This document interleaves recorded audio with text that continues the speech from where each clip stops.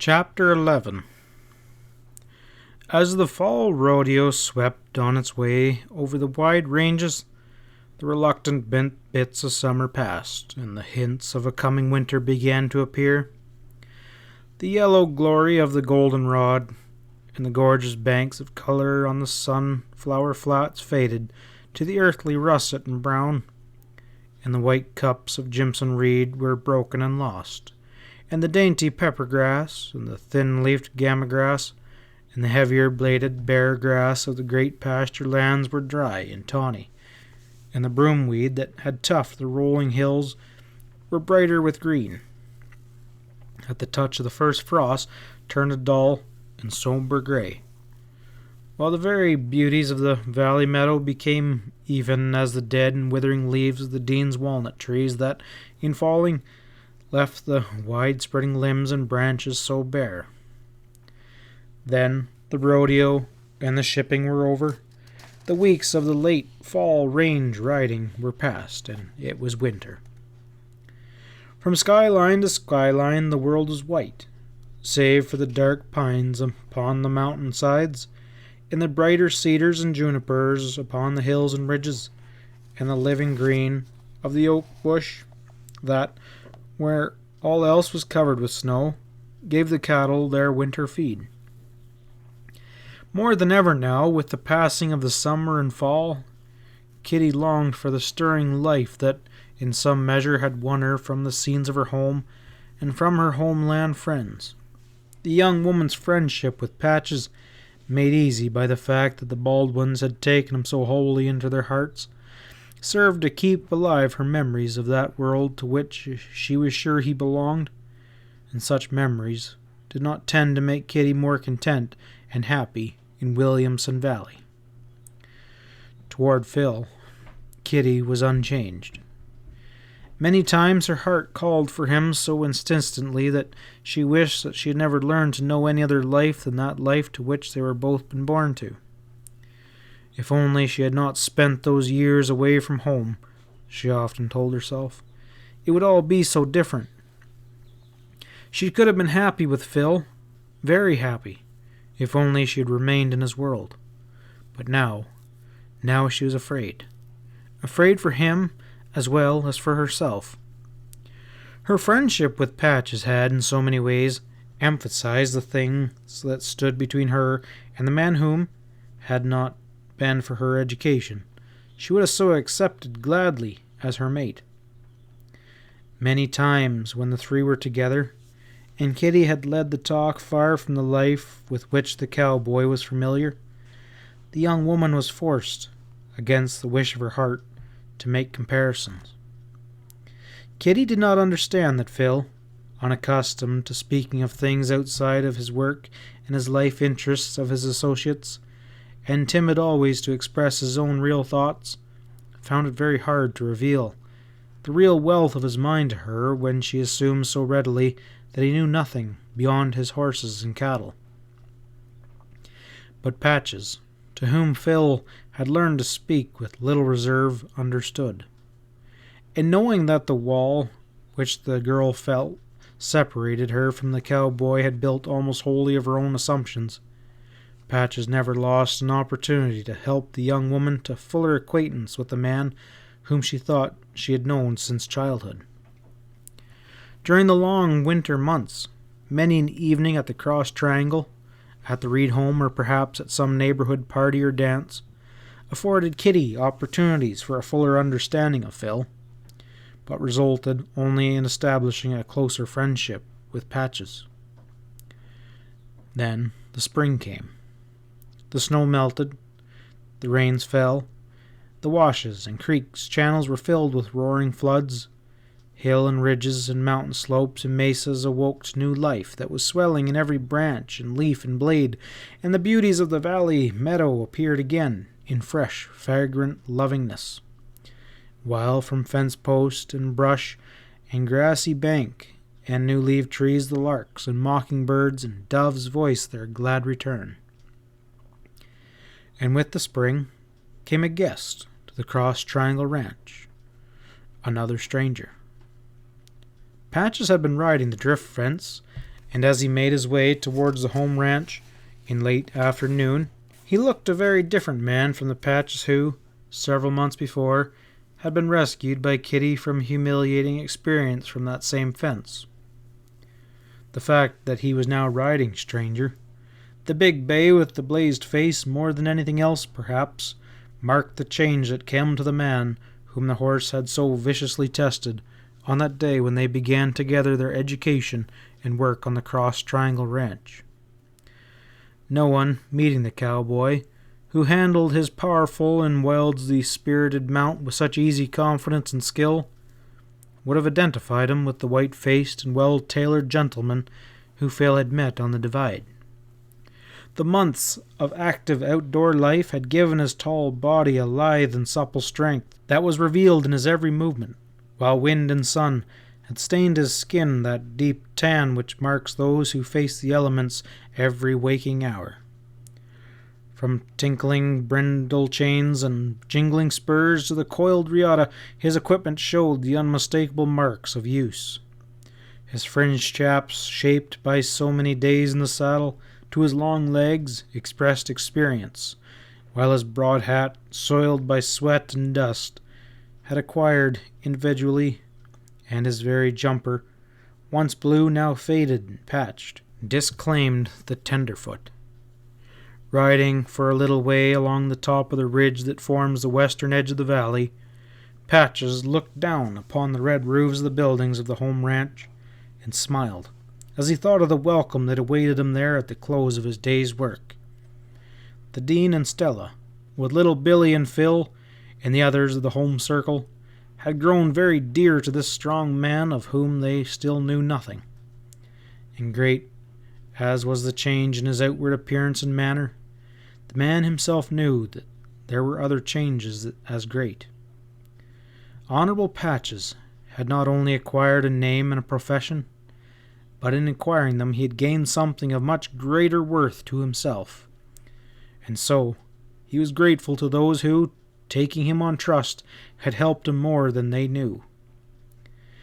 He had left the ridge, and was halfway across the flat towards the corral when little Billy, spurred old Shep, in desperate energy, rode wildly out to meet him. As the lad approached, he greeted his big friend with shrill, boyish shouts, and Patches answered with a cowboy yell which did credit to his training, while Stranger, with a wild preliminary bound into the air, proceeded, with many weird contortions, to give an exhibition which fairly expressed his sentiments. Little Billy grinned with delight. "Yip, yip, yippee!" he shrilled for Stranger's benefit. And then, as the big horse continued his manifestations, the lad added the cowboy's encouraging admonishment to the rider. "Stay on him, Patches! Stay with him!" Patches laughingly stayed with him. "What you aiming to do there, partner?" he added good-naturedly when Stranger at last consented to keep 2 feet on the ground at the same time. "You trying to get me piled up?" "Oh, shucks," retorted the youngster admiringly. "I don't reckon anything could pile you now. I come out to tell you that we got company," he added, as side by side they rode towards the corrals.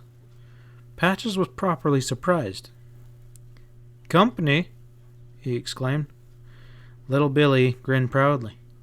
"Yep, he's a man from way back east somewhere. Uncle Will brought him out from town. They just got here after dinner.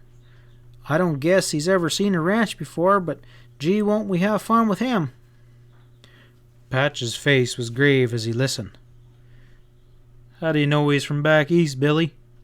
he asked, concealing his anxious interest with a smile at his little comrade. "I heard Uncle Will tell Phil and Kitty that." "Oh, Kitty at the house too, is she?" Billy giggled. "She and Phil's been off somewhere riding together most all day. They just got back a little while ago. They was talking with the company when I left. Phil saw you when you was back there on the ridge, and I come out to tell you."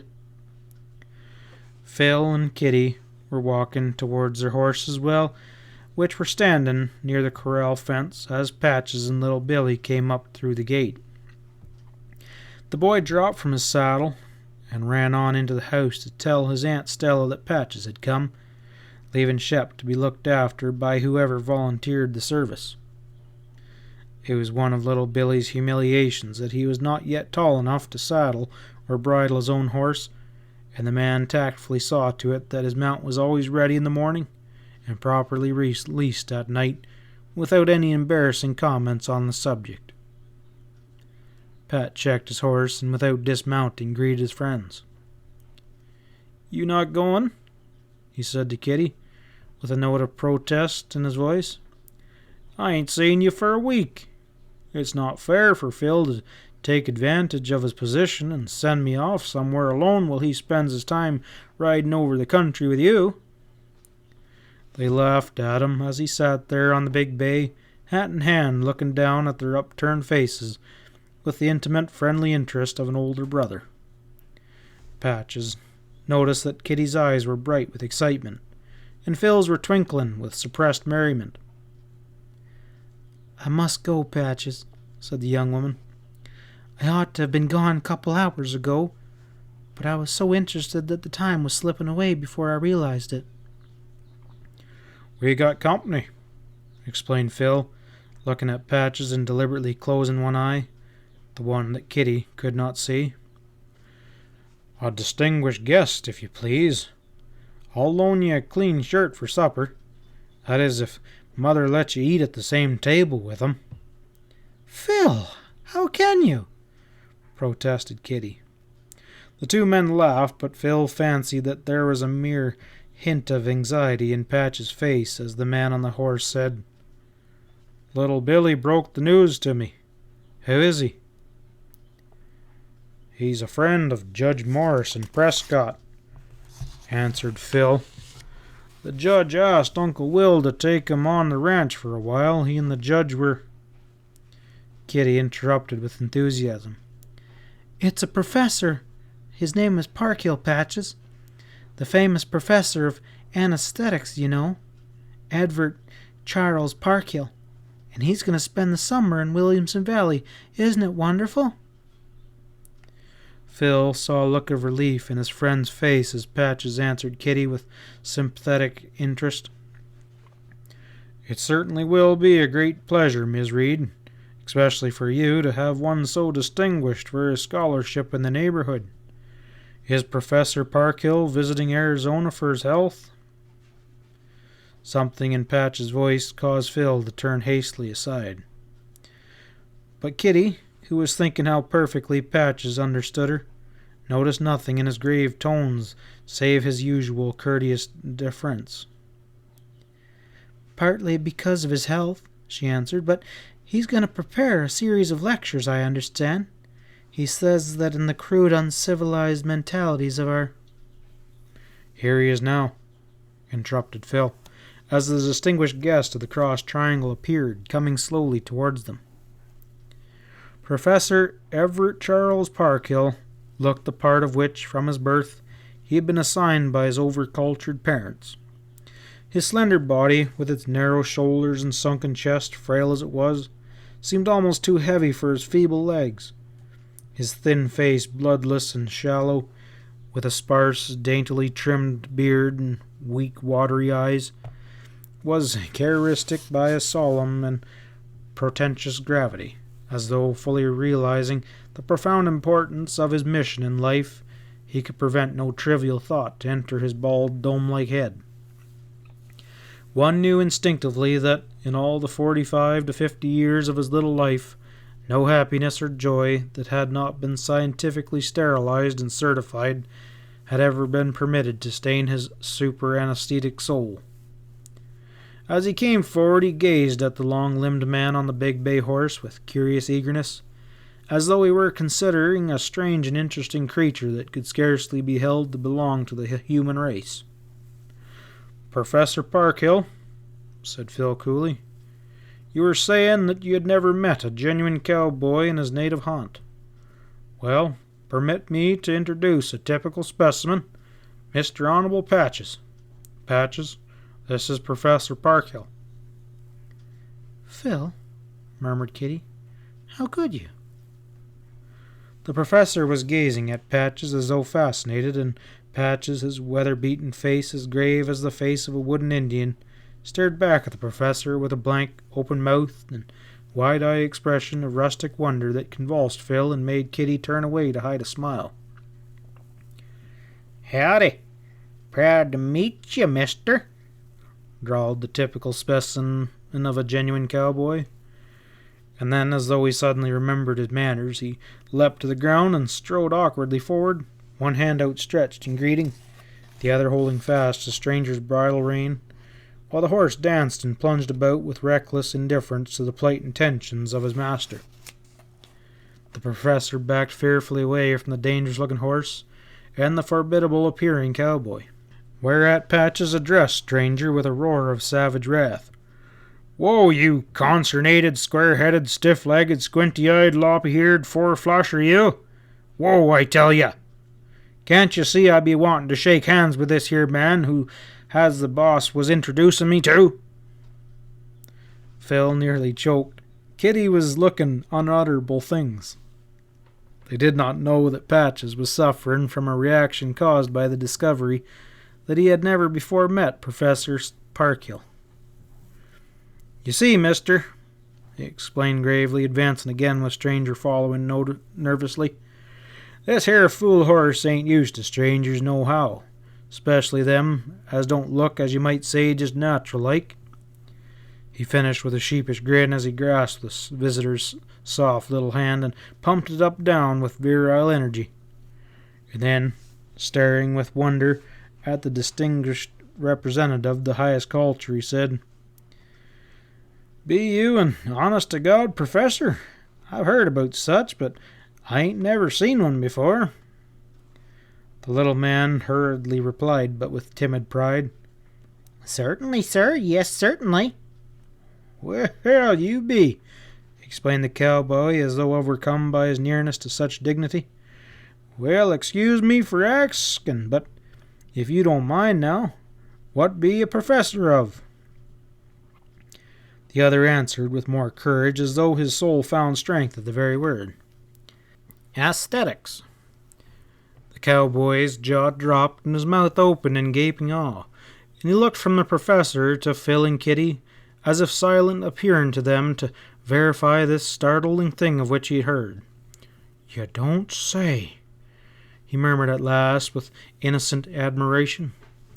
"Well, now, to think of a little feller like you being all that. But just what be them things aesthetics of which you're professor of, if you don't mind me asking?"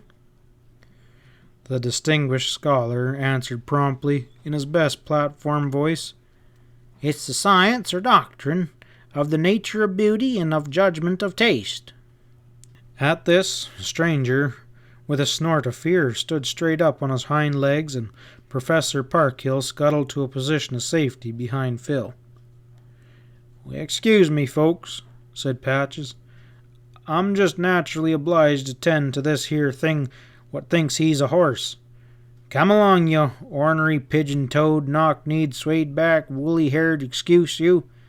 You ain't got no manners more'n a measly coyote."